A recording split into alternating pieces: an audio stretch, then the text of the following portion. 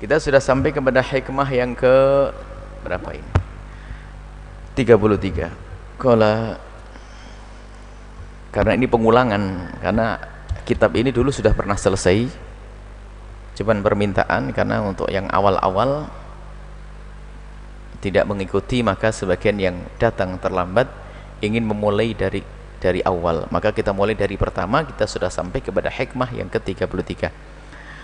Qala al-musannif rahimahullahu ta'ala nafa'ana Allahu bihi wa bi'ulumihi wa bi'ulumi masyayikhihi fid dharaini amin. Ila anqal al-haqqu laysa bimahjubin. Al-haqqu di sini adalah Allah tidak tertutupi, tidak mahjub. Wa innamal mahjubu anta, yang tertutupi adalah dirimu. Anin nadhari ilaihi, tertutupi dirimu dari melihat kepada Allah. Koreksi, jadi di saat kita itu kok tidak kenal Allah, bukan karena Allah tertutupi, tapi dirimu yang tertutupi. Apa perbedaannya? Pun hasilnya sama-sama tidak terlihat, tidak tahu. Allah tertutupi atau kita yang tertutupi? Nah, Allah di sini kemudian idz law hajabahu syai'un, kalau Allah ada yang menghijab, kalau Allah dihijabi, ditutupi oleh, dihijabi oleh sesuatu, la satarahu ma hajabahu, niscaya hijabnya tadi akan menutupi Allah. Walau kana lahu satirun, kalau Allah ada yang menutupinya, lakana la wujudihi hasiran, lakana liwujudihi hasiran, niscaya lakana liwujudihi hasirun, niscaya keberadaan Allah itu berbatas. Jadi begini, kalau lampu itu tidak kita lihat, lampu di saat kita tidak bisa melihatnya, itu ada dua, karena matamu yang kau tutup atau lampu itu yang tertutup. Berbeda antara lampu itu tertutup dengan matamu yang tertutup. Kalau lampu itu yang tertutup, berarti lihat, yang menutupi lampu harus menjangkau semua wilayah lampu, sebab kalau tidak menjangkau semua wilayah lampu, belum tertutup, masih terlihat. Tapi kalau begini, tertutuplah, biarpun segede apapun lampu, kita tidak akan bisa melihatnya. Maka jangan katakan Allah tertutup. Kalau Allah tertutup, berarti ada yang meliputi Allah sampai Allah tertutup. Sementara Allah adalah al-zahir, maha jelas kalau dilihat dengan mata batin kita. Allah maha jelas. Dan kalau Allah dikatakan tertutupi oleh sesuatu, berarti Allah dibatasi. Kalau tidak batasnya, tidak akan tertutup. Wa kullu hasirin li syai'in, segala sesuatu yang membatasi sesuatu. Jadi kalau ada yang membatasi Allah, fahuwa lahu qahirun, maka sesuatu tersebut, lihat, yang menutupi Allah tadi akan qahir, itu mengatur, memaksa. Artinya apa? Menjadikan Allah tidak punya kemampuan untuk melaksanakan keinginannya, tidak punya kemampuan untuk melaksanakan semua kehendaknya, karena sudah tertutup. Jadi fahuwa lahu qahirun, maka tutup itulah yang akan membatasi. Qahir membatasi Allah sehingga Allah tidak bisa berbuat apa-apa. Kalau ini urusan sinar, maka tutup yang aku berikan kepada lampu ini akan membatasi lampu sehingga lampu itu tidak bisa menembus, tidak bisa berbuat apa-apa sesuai dengan fungsi lampu. Fungsi lampu adalah memberikan sinar. Allah segalanya perbuatan dari Allah. Allah menciptakan ini, itu dan sebagainya. Nah, kalau Allah sudah diliputi sesuatu, akan terbatasi kehendak dan kemauan Allah. Ini adalah gambaran letter lag-nya seperti itu, nanti akan kami jabarkan. Sementara wahwal qahiru fawqa ibadi, Allah adalah yang maha mengatur, maha berkehendak, al-qahir, maha berkehendak yang tidak ada yang menghalanginya. Allah itu maha berkehendak, qahir atau al-qahhar, al-jabbar. Al-qahhar itu kalau sifat manusia dengan kalimat jabbar sama qahhar itu jadi tidak enak, karena kalau disifati untuk kalau digunakan sifat ini untuk manusia namanya diktator. Kalau orang diktator itu kalau mau nggak bisa dilarang, maka itu berlaku hanya untuk Allah. Tapi kalau pakai kalimat diktator kita kurang nyaman, sebab sudah kalimat diktator sudah terlanjur kalimat jelek. Coba kalau orang diktator jelek, kalau kita arahkan kepada Allah ya kurang pantas, karena kalimat ini biasa digunakan untuk menyifati manusia yang jelek, diktator, semaunya, tidak bisa ditahan kalau punya kehendak. Tapi Allah ya begitu, Allah itu kalau sudah berkehendak tidak ada yang bisa menghalangi. Makanya qahar dan jabbar, Allah qahar dan jabbar. Maka cara memberi makna agar tidak kena makna yang kurang pantas, jadi kita beri makna ini hanya cara memaknai saja. Al-qahharu al-jabbar adalah jika berkehendak tidak ada yang menghalanginya. Kalau sudah berkehendak tidak ada yang menghalanginya, menjadikan Anda berhasil sukses. Biarpun ada 1000 pencuri, 1000 perampok, tidak akan menjadikan Anda runtuh dalam bisnis Anda. Biarpun ditipu oleh ribuan orang, Anda akan berhasil. Kalau Allah menghendaki putra Anda menjadi seorang alim, tantangan kayak apapun harus alim, karena Allah menghendaki anak Anda alim. Kalau buat contoh yang baik-baik ya. Nah, ini kan pendidikan sudah belajar. Kalau anakmu sengsara, nah contoh kok jelek, yang baik aja lah ya. Jadi ingat, kalau buat contoh yang baik-baik, jangan buat contoh yang jelek. Nah, makanya saya ngomong anak Anda jadi orang alim, biarpun diganggu tetap alim, kan gitu ya. Jangan kalau anak Anda mau enggak enak nanti ya. Allah yang mengajari kalau ngomong yang baik-baik. Makanya Nabi Yusuf aja ngomong penjara bagiku lebih bagus ya Allah, masuk penjara bener kok. Coba ngomong yang baik, yang enak. Makanya ngomong yang baik-baik ya. Semoga ini putra-putranya jadi orang yang sukses, selamat dunia akhirat, ulama kan itu. Lah ini kalau sudah Allah berkehendak nggak ada yang bisa menghalangi. Itu wa huwal qahiru fawqa ibadi, Allah yang mengatur semuanya, yang menghendaki berkuasa atas hambanya, bukan Allah dikuasai oleh hambanya. Baik, kita kembali kepada makna dari awal. Jadi begini, hakikatnya Allah itu sangat mudah untuk dikenal. Baik ini dialog akal atau bicara tentang fitrah manusia. Dialog akal sudah sangat jelas. Akalnya para filosof dari masa ke masa, mereka semua pada satu kesimpulan bahwasanya semesta ini ada sang pencipta. Biarpun mereka gagal mengatakan bahwasanya alam ini adalah diciptakan, itu kan gagalnya kaum filosof. Filosof itu dengan dialog akalnya itu sampai kepada satu titik bahwasanya semua yang ada ini harus ada yang menciptakannya. Bari mempercayai adanya sang pencipta. Kemudian bicara tentang fitrah, sering kami sampaikan bahwa dimanapun manusia itu berada, komunitas-komunitas manusia di gunung mana, di hutan mana, di pantai mana, pasti mereka mempercayai atau mereka mempercayai adanya Tuhan, atau ada yang dituhankan oleh mereka, karena fitrahnya mencari Tuhan. Karena apa? Begitu jelasnya. Hanya nanti pada akhirnya Allah yang maha jelas, lihat, dengan dialog akalnya Allah maha jelas. Makanya kalau sudah akalnya tidak digunakan dengan benar, percaya tentang Tuhan berbilang, fitrahnya menyeru akan adanya Tuhan.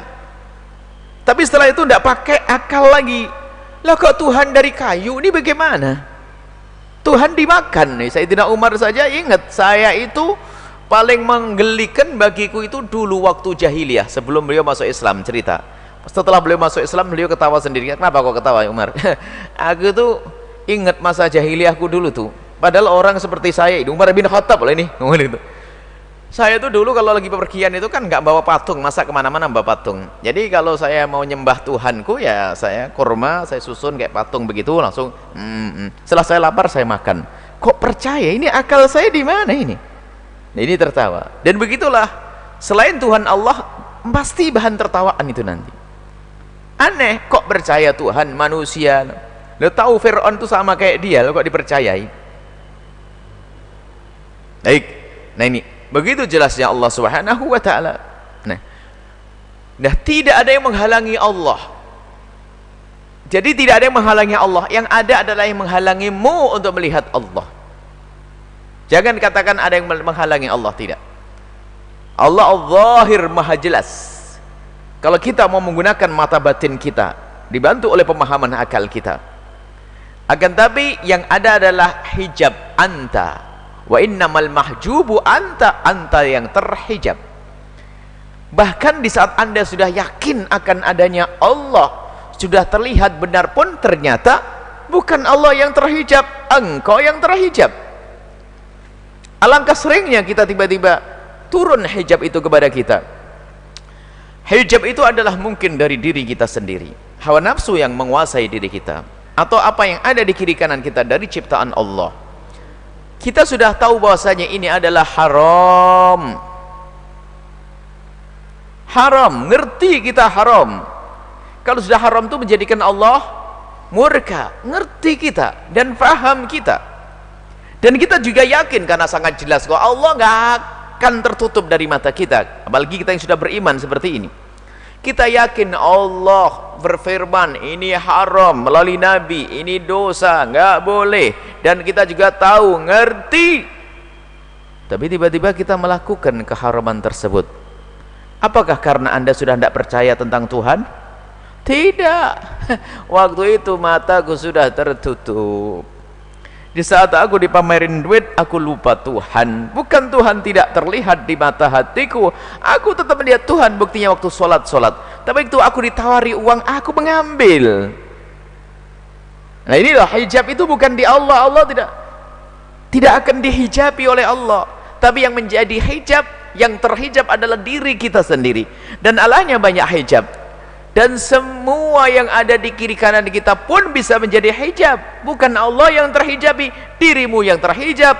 Anak kita pun menjadi hijab antara kita kepada Allah. Yang semula kita adalah lempeng jalan kelihatan Allah. Dulu sebelum punya anak, Masya Allah, suami istri rajin ngaji. Ini tidak enak lagi nih.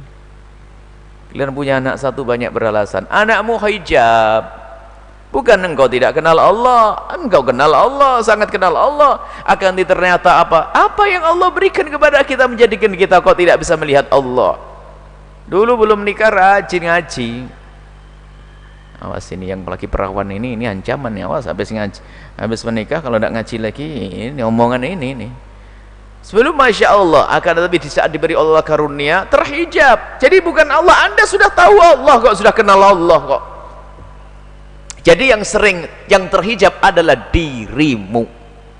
Dan alangkah banyaknya karunia Allah itu jadi hijab. Padahal semestinya, ingat sebelumnya, makhluk-makhluk Allah ini semestinya yang menjadikan kita semakin kenal Allah, semakin tahu Allah. Itu kan kelas kita. Ada dua kelas manusia kemarin. Ada orang yang yang langsung Allah mengenalkan dirinya kepada hamba tersebut, sehingga nggak pakai dalil, nggak pakai hujah, nggak pakai belajar, tiba-tiba dia yakin bahwasanya Allah ada yang menciptakan aku. Sehingga lihat ibu-ibu di kampung, orang-orang tua itu lihat lebih khusyuk sama ustadznya, kadang-kadang lebih khusyuk, lihat sholat malamnya rajin, nggak pernah putus, puasanya menjauhi yang haram, dikit-dikit takut kepada Allah, zikir semuanya. Lihat, ini ada orang yang memang diambil oleh Allah, hatinya langsung kenal Allah. Ada kelas kita lah, kita berusaha untuk kenal Allah, namanya salikin, yang satu wasilin. Kemarin baru yang lalu, pertemuan yang lalu. Lah seperti kita ini menjadikan semestinya yang harus kita pahami, Allah sangat jelas. Allah sangat jelas dan semua kita mengenal Allah. Dan tingkatan orang mengenal Tuhan itu macam-macam.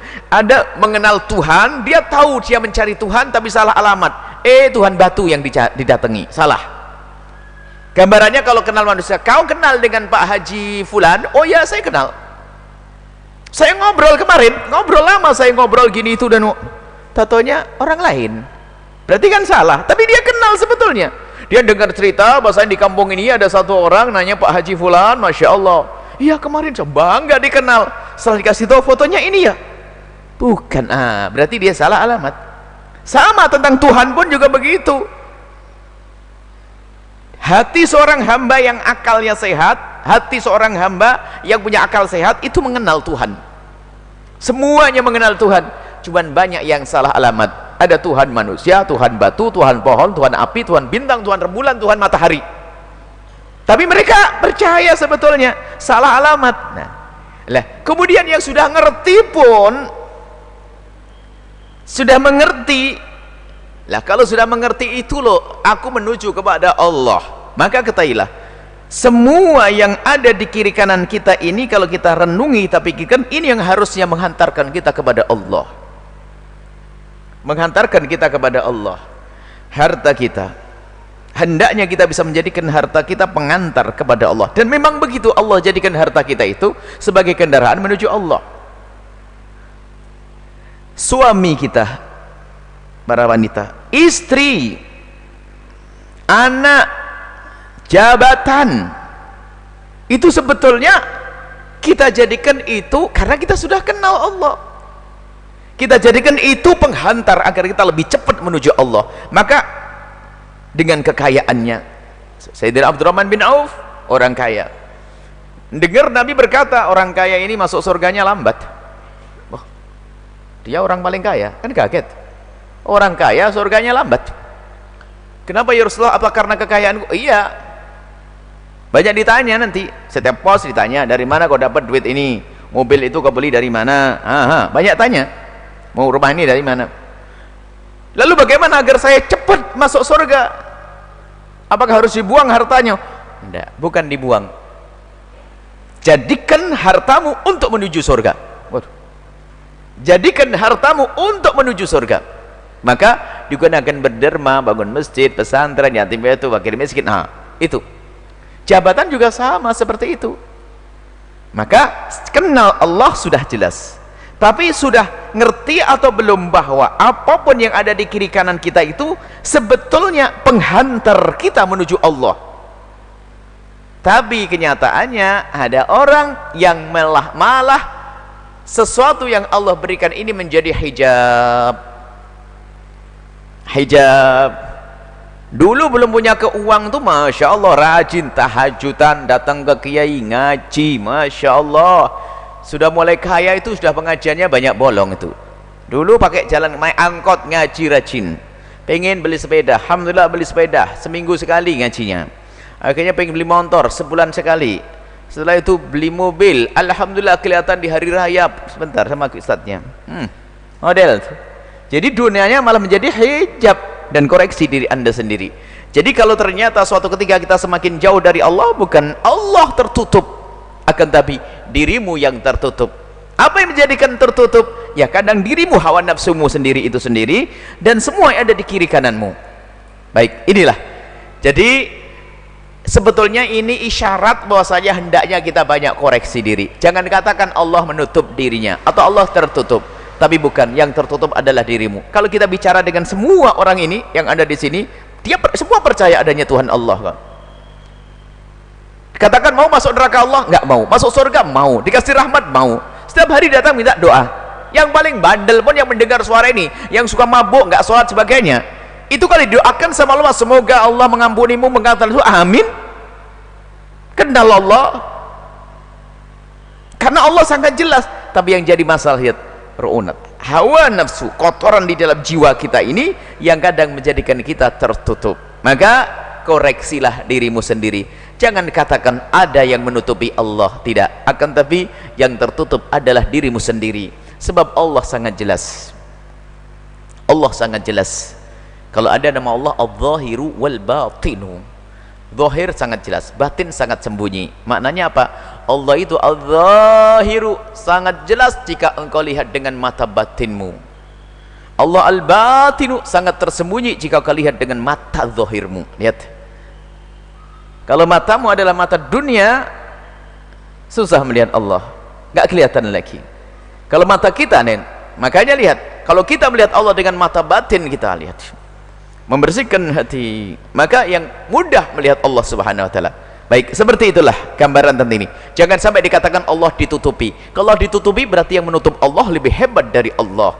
Allah yang maha kuasa, Allah yang mengatur semuanya, Allah yang menciptakan semuanya.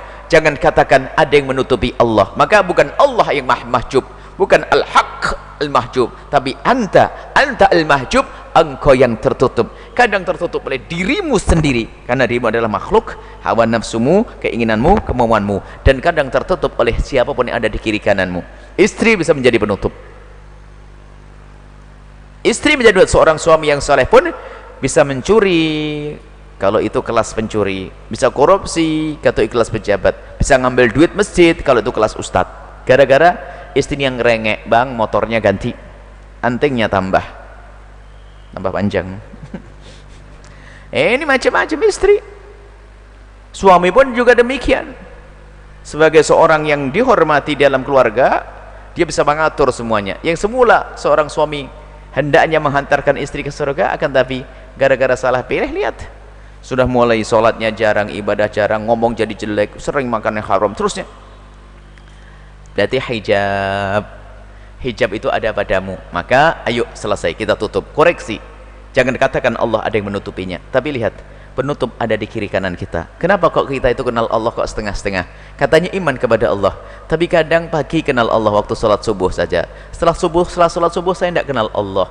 Mataku lihat yang haram, telingaku dengar yang haram, seolah-olah aku sudah tidak percaya lagi, seolah-olah aku tidak melihat Allah lagi. Memang betul, orang bermaksiat itu bagi ahli iman itu ada dua pilihan saja, dan dua-duanya itu nggak enak.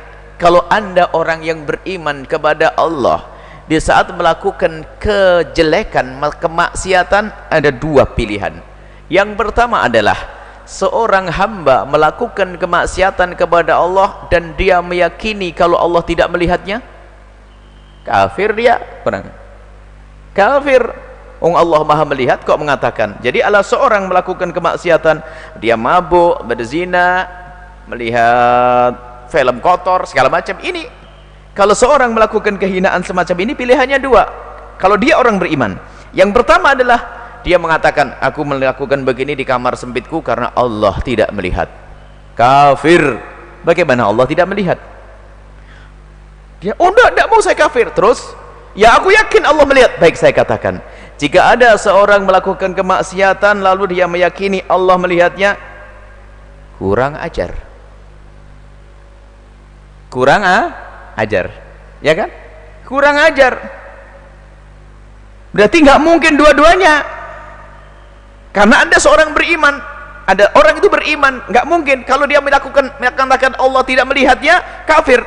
Kalau dia meyakini Allah melihat, kemudian dia masih melakukan, kurang ajar. Baik, selesai. Bukan ini orang beriman, tapi orang beriman tidak akan melakukan itu semuanya. Lah tapi bermaksiat, ini permasalahannya, ada hijab. Hawa nafsunya tadi yang terlalu bergolak, dia ngerti itu haram tapi masih melakukannya. Ngerti itu haram, ya kan? Coba, waktu mencuri dia ngerti ini haram, bukan milik saya, tapi hawa nafsunya berkata, kebutuhanmu. Na'udzubillah, zina, syahwat, dia ngerti itu haram. Maka akal nggak cukup, ya. Akal nggak cukup, maka pungkasan nanti akan kami akhiri. Tidak cukup kita dengan akal kita untuk menyelesaikan permasalahan. Contoh, suatu ketika ada orang berkata kepada Nabi, ya Rasulullah, aku ini seorang laki-laki yang syahwat besar saya itu sering. Jadi begitu hebatnya sahabat Nabi itu, ya polos, hebat, karena waktu itu zaman turunnya syariat. Datang kepada Nabi, ya Rasulullah, aku punya kebiasaan jelek. Apa itu? Zina. Aku pengen berhenti ya Rasulullah. Suruh pengen berhenti. Lembut hati Nabi, biarpun berzina bukan langsung diusir. Wong dia pengen tobat, dia pengen tahu jalannya. Sini, didekat oleh Nabi, dipanggil, didekatkan. Bukan, zina, tidak. Wong dia datang pengen tobat kok. Akhirnya oleh Nabi diajak bicara dengan akalnya. Kamu punya ibu? Punya, ya Rasulullah. Punya adik perempuan? Punya, ya Rasulullah. Punya anak perempuan? Punya, ya Rasulullah. Baik. Gimana kalau seandainya ada laki-laki yang menzinai ibumu? Marah dia. Gimana kalau ada laki-laki menzinai anakmu yang kau cintai? Marah dia. Aneh kan? Pezina pun kalau anak zinai juga marah itu. Marah dia. Tidak, aku tidak terima, ya Rasulullah. Akan aku bunuh orang itu. Baik. Sama.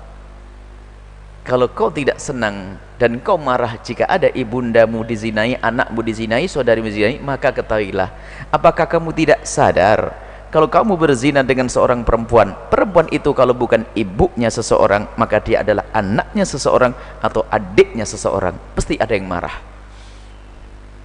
Akalnya faham. Akalnya faham. Setelah akalnya faham begitu, tapi susah saya meninggalkannya ya Rasulullah. Tapi saya susah meninggalkannya Rasulullah. Nabi yang penuh kasih melihat orang tersebut. Dipandanglah orang tersebut, lalu ditarik, didekatkan. Disentuh dadanya oleh orang tersebut, oleh Rasulullah. Pandangan Nabi ketemu pandangan orang tersebut. Orang itu tiba-tiba gemetar lalu menitikkan air mata dan berkata, "Ya Rasulullah, mulai detik ini aku tidak mau lagi berzina."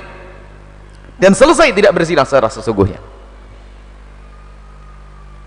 Maka yang bisa kita pahami dari ini bahwa untuk menghentikan kemungkaran tidak cukup dengan akal. Orang ngerti itu haram, bahkan banyak kita ngerti itu adalah sesuatu yang diharamkan dan kita tahu hukumnya, dan kita waktu ingat pun juga waktu melanggar sering. Diobati oleh Nabi SAW, disentuh dadanya oleh Rasulullah, melihat Nabi Muhammad SAW, lalu setelah itu apa? Runtuh, aku akan meninggalkan Rasulullah. Maka nggak cukup Anda belajar ilmu saja, akan tapi di situ harus ada pendidikan selanjutnya, mendekatkan hati kita kepada Allah dan Rasulnya, mendekatkan diri kita kepada Allah dan Rasulnya dengan sering membaca Al-Quran, memohon kepada Allah, kemudian membaca sholawat kepada Rasulullah, perbanyak itu semuanya. Baik, setelah akal kita faham, itulah yang akan meredam kita melanggar Allah. Itulah yang menjadikan Allah semakin jelas, hijab akan semakin tersingkirkan. Baik, untuk simpulannya ini, kesimpulan terakhir, untuk menghilangkan hijab yang ada di kiri kanan kita, mulai dari anak agar tidak jadi hijab, istri tidak ada hijab, suharta semua tidak ada hijab, maka yang pertama adalah agungkan Allah. Jadi kita selalu bagaimana mengagungkan Allah Subhanahu wa taala di dalam keyakinan kita, hati kita, pikiran kita berpikir tentang keagungan Allah. Dua cara. Tetap ini tafakkur perlu, mengagungkan Allah, mengingat bagaimana siksa Allah di neraka, belajar kayak begini ini, mengagungkan Allah dengan cara belajar. Tapi gak cukup belajar, jadi mengagungkan Allah dengan cara belajar, membaca hukuman di neraka, di alam barzah, hukuman pezina kalau tidak segera tobat, hukuman pemabuk kalau tidak segera tobat. Jadi ilmu. Nah, setelah dia mengerti dengan ilmunya, jangan sampai di sini. Yang kedua, ngadu kepada Allah, minta kepada Allah, tadi yang kami sebutkan tadi, baca salawat, memohon kepada Allah di tengah malam. Maka jangan ragu siapapun dari kita yang masih terhijab kita, antara kita dengan Allah, maka janganlah ku adukan kepada Allah hijab tersebut. Ya Allah, gara-gara anakku yang kuliah, kenapa aku harus ngambil yang haram? Maka kami mohon ya Allah, ampuni kami dan jauhkan kami dari yang haram, buka rezeki yang halal untukku ya Allah. Beberapa waktu yang lalu ya Allah, syahwat yang kau berikan kepada kami sebagai karunia, tapi aku gunakan untuk haram ya Allah. Ngadu kepada Allah, ngadu dibarengi dengan zikir, baca Al-Quran, baca sholawat dan mohon kepada Allah. Ini cara yang kedua. Cara yang pertama tadi adalah agungkan Allah dengan cara belajar semacam ini agar kita tahu siksa Allah, hukuman Allah. Tapi yang kedua harus dilakukan. Jadi Anda pun harus punya waktu untuk berzikir, membaca Al-Quran, membaca salat kepada Rasulullah, kemudian yang ketiga berdoa kepada Allah Subhanahu wa taala. Ini kesimpulannya seperti itu. Tapi rentetannya kalau kita rinci, kalau rinciannya begini, ibadah Anda itu harus ada tiga model ibadah yang sering kami sampaikan. Ibadah yang pertama adalah ibadah seperti yang dilakukan orang. Kalau Anda ingin mengabdi kepada Allah sebagai orang yang kenal Allah, ibadah seperti yang dilakukan oleh orang banyak, salat, zikir dan sebagainya. Itu. Yang kedua adalah tafakkur menggunakan akal. Tafakkur, merenung. Cuma tadi urutannya dibalik. Tafakkur dulu, merenungi agar ibadah kita benar, agar kita sadar kesalahan kita, dosa-dosa masa lalu kita. Tafakkur, sehingga dikatakan oleh Qadiyat, tafakkur khairu min ibadatis sanah. Kalau orang mau tafakkur sesaat itu seperti ibadah 1 tahun. Dan penting Anda mentafakuri hidup Anda, langkah Anda, Kenapa kok aku kasar dengan ibuku? Bukankah ini menghantarkanku ke neraka? Kenapa aku kok sama suamiku kok jarang senyum-senyum, padahal waktu arisan aku senyum-senyum? Ingat ya, saya ibu-ibu yang nggak enak nih. Serius kepada Allah, kenapa aku kok begini sama suami istriku kok kasar bener, padahal dia telah menyayangi anakku yang 5, melahirkan anak, kenapa aku mesti kasar? Itu renungan, dan buah renungan itu yang ketiga adalah hadirkan permohonan yang serius sesuai dengan renungan Anda. Maka kalau orang berdoa, buah renungan dahsyat itu yang lembut hatinya, Allah ya Allah, ini kan doa sudah. Kalau tadi ngerenungi, ya Allah, itu ibuku, itu anakku, itu istriku, itu saudariku, kenapa aku rebutan waris, tetanggaku, terus merenung. Baru setelah kita menyadari itu semua aku salah. Nah ini, hilangkan hijab itu, mohon kepada Allah subhanahu wa ta'ala, ya Allah, hubunganku dengan adikku aku tidak akur, yang mutus tali persaudaraan masuk neraka, ya Allah, begini-begini. Ibundaku ya Allah, ayahandaku ya Allah, adikku ya Allah, itu orang kurang ajar kepadaku, ya Allah, ampuni dia ya. Nah itu baru selamat, hati tertata. Baru setelah itu hijab itu akan tersingkirkan. Bahkan siapapun yang saat ini, detik ini sudah dipilih oleh Allah, syukur Anda dipilih, sudah bisa menghadiri majelis ini. Kemudian Anda kembali kepada diri Anda sendiri. Siapapun yang hadir tempat ini, kalau masih punya kebiasaan yang jelek, kemaksiatan, mungkin ada yang masih berhubungan dengan riba, atau mungkin ada yang masih dalam kehinaan apapun, jangan ragu kepada Allah yang bisa mengangkat Sayyidina Abu Bakar, Sayyidina Umar dari kekafiran, Sayyidina Khalid bin Walid dari kejahatannya yang sangat dahsyat, memporak-porandakan kaum muslimin, tapi diangkat oleh Allah. Anda harus yakin seperti itu. Sayyidina Khalid kejahatannya tidak bisa dikira-kira, memukul mundur kaum muslimin. Berapa banyak korban Sayyidina Hamzah pun karena dipukul mundur oleh Sayyidina Khalid bin Walid, sampai terbunuh oleh Sayyidina Hamzah dan seterusnya. Tapi sudah diangkat oleh Allah menjadi pejuang yang luar biasa. Sayyidina Umar pejuang yang luar biasa. Anda, sementara dosa Anda tidak sebesar dosa Sayyidina Umar waktu itu. Dosa Anda tidak, kesalahan Anda tidak segede kesalahan Khalid bin Walid sebelum masuk Islam. Anda sudah menjadi ahli la ilaha illallah, maka adukan. Pokoknya jangan sombong deh.